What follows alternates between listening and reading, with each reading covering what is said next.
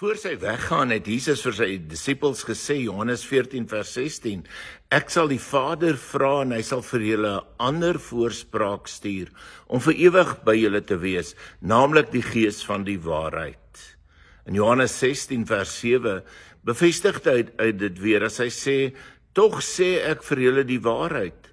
Dis tot julle voordeel dat ek weggaan, want as ek nie weggaan nie, sal die voorspraak, die Heilige Gees, nie na julle toe kom nie, maar as ek gaan, sal ek hom na julle toe stuur.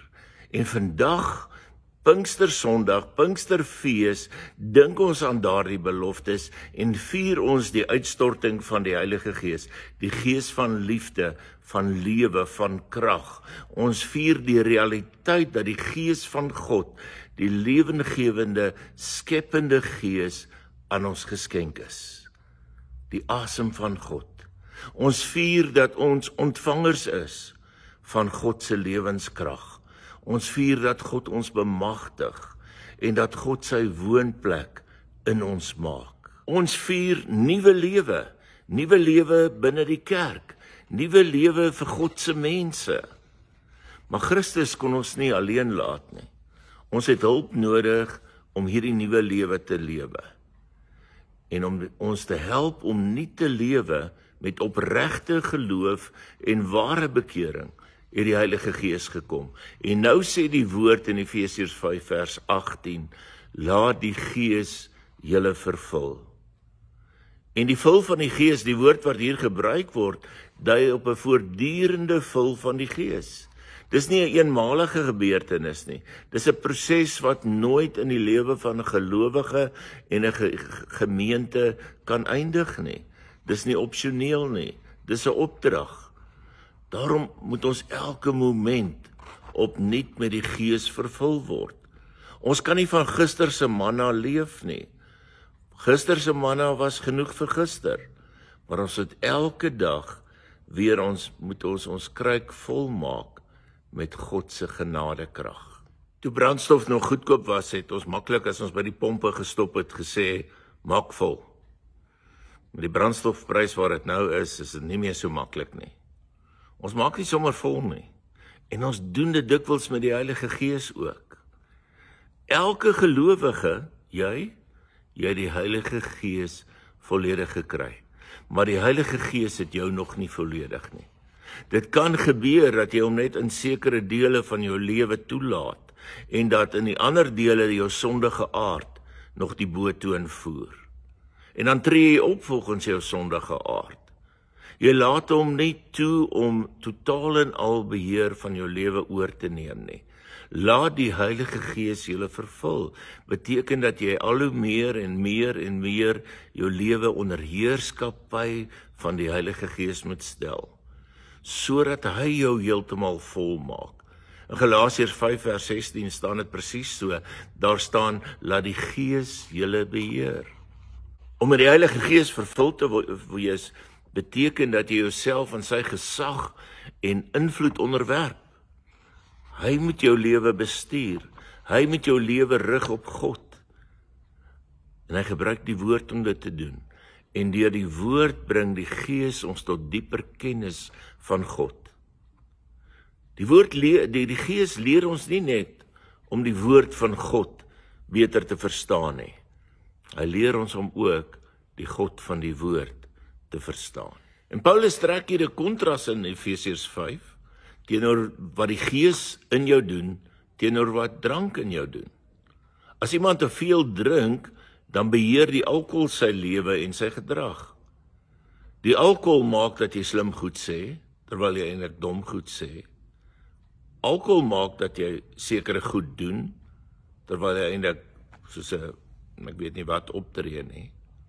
Dis alkohol wat jou laat vloek en jy laat skel en laat slinger. Dis alkohol wat jou gedrag bepaal. En Paulus sê dit moenie met gelowiges gebeur nie. Gelowiges, volgelinge van Jesus, moet die Heilige Gees toelaat om hulle gedrag te bepaal. Dan gaan hulle die regte goed sê, gaan hulle die regte goed doen, maar jy moet vol wees van die Heilige Gees. Soos wat drank jou laat slinger onder sy invloed, so sal die Heilige Gees jou lewenstyl in die wêreld bepaal. Hoe meer Gees, hoe meer gaan jy leef soos wat die Here bedoel jy moet leef. Hoe minder Gees, hoe minder gaan jy leef soos wat hy bedoel. As jy toelaat dat die Heilige Gees jou gedrag bepaal, gaan jy nie aan allerlei onwaarhede deur dit mislei word nie, sê Efesiërs 5 vers 6. Gaan jy nie deelneem aan enig van die ongehoorsaamheid se goddeloosheid nie, vers 7. Gaan jy leef as kind van die lig. Vers 10, gaan jy voortdurend afvra wat vir die Here aanneemlik is. Met ander woorde, jy gaan jouself afvra, gaan die Here hiervan hou as ek dit doen? As die Heilige Gees jou gedrag bepaal, sê vers 15, gaan jy versigtig wees hoe jy lewe. Gaan jy die beste gebruik maak van elke geleentheid. Vers 16, met ander woorde, kan ek hierdie geleentheid aangryp om Jesus daarin te eer. En dan verder in vers 17, gaan jy probeer te wete kom wat die Here wil hê jy moet doen. Dit is ware wysheid. Dit is in kontras met onwysheid. Wat is die wil van die Here vir my lewe? En as jy die res van daai hoofstuk kan lees, van vers 18 af verder, dan sien jy wat gebeur met 'n mens wat onder leiding en onder koers van die Heilige Gees lewe. God is in bevel van jou lewe. Jy kan vrolik, vol vreugde, tot eer van die Here leef. Vers 20, gaan jy dankbaar wees teenoor die Here. Vers 19 wat ek nou uitgelos het, 'n geesvervulde mens gaan met sy hele hart saam met ander gelowiges psalms en lofgesange en ander geestelike liedere tot eer van God sing. Vers 21 beskryf hoe 'n man en vrou teenoor mekaar gaan optree. Daar is een van die mooiste huweliksformuliere wat jy kan kry. Dit gebeur as jy onder leiding van die Heilige Gees lewe. Laat die Gees julle vervul. Met ander woorde, het sê vir ons, as jy geesvervuld lewe, raak dit jou godsdienstige lewe, jou aanbidding, dit raak ook die verhoudinge waarin jy staan. Jy leef die nuwe lewe. Jy leef anders. Jy leef meer en meer soos Jesus. Jy leef tot eer van God. Daarom bid dat die Heilige Gees jou gedagtes, jou doen en late sal beheer, sodat jy hierdie nuwe lewe kan leef. Laat jou gebed daarom wees, o Gees van God, kom woon in my, kom werk deur my, wees altyd by my, gee my u krag, gee my u woorde, gee my u wysheid, dat ek so leef, dat God verheerlik word.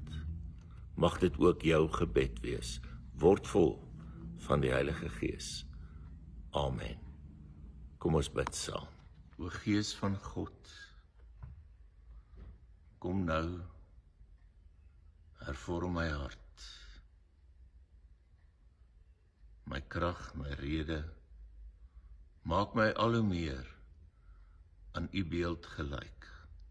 Vorm my wil en ook my wandel, dat in my denke, my praat, handel, in alles, ek slegs u beeld sal toon. Herskep opnuut my lewe tot u eer. Heilig my, wil u my lei, om my geheel en al aan u te wy. In Jesus se naam bid ek dit. Amen. Dis altyd lekker om saam met julle te kuier. Tot ons dit weer doen, mag die Here vir jou seën. Totsiens.